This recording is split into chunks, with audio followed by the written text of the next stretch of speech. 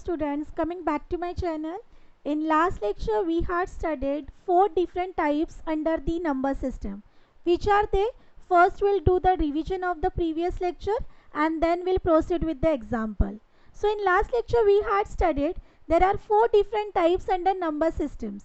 First one was decimal number system, binary number system, octal number system, and the last one was hexadecimal number system. For decimal number system we had studied base is always 10, for binary it is 2, for octal it is 8, and for the hexadecimal system is the base is always 16. So in today's lecture we are going to convert the given decimal number into binary. So in today's lecture you have to remember how to convert if the given number is decimal number, how to perform the conversion from decimal number to binary number. So as I told you, for decimal number the base is always 10. So how you are going to represent this number? Let's consider 117 as this is a decimal number. So I need to write down the base is 10. I need to convert this decimal number into binary number.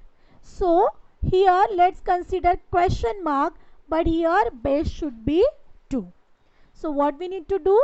We have to perform the conversion from 117 decimal number into binary number. So in today's lecture I am going to explain you two different tricks, or we can say that two different techniques. So let's begin with the first technique, that is method number 1. Method number 1 is called division method.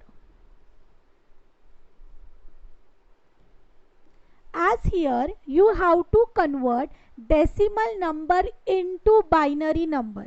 So what you need to do?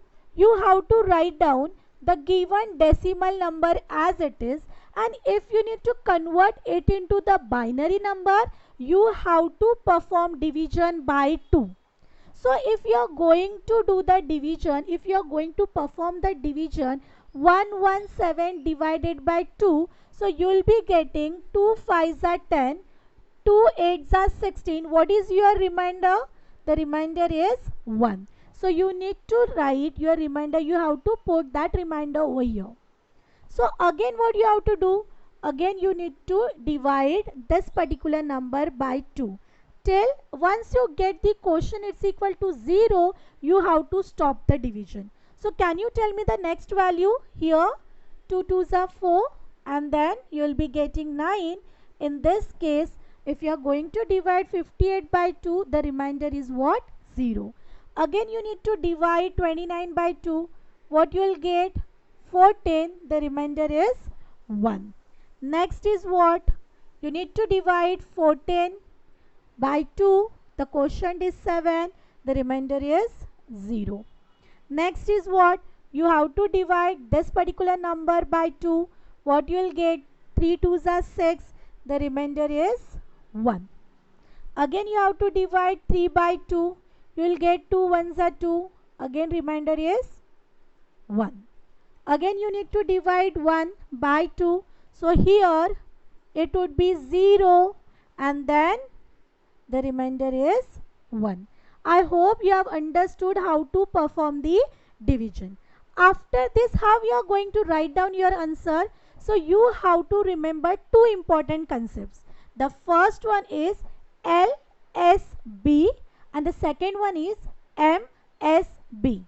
LSB stands for least significant bit.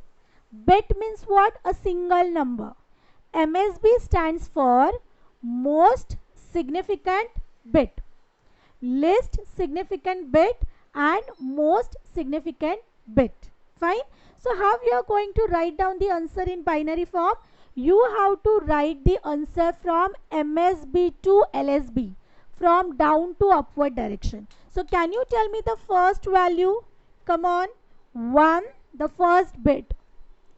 Second bit is what? 1. The third bit is what? 1. Then next is what? 0. Next is what? 1. Next is what? 0. and the last digit was 1, and then you have to put base as 2. I hope you have understood how to apply method number 1 to convert decimal number into binary number. In tomorrow's lecture, in next lecture, I am going to cover the method number 2 for this conversion. Thank you for watching.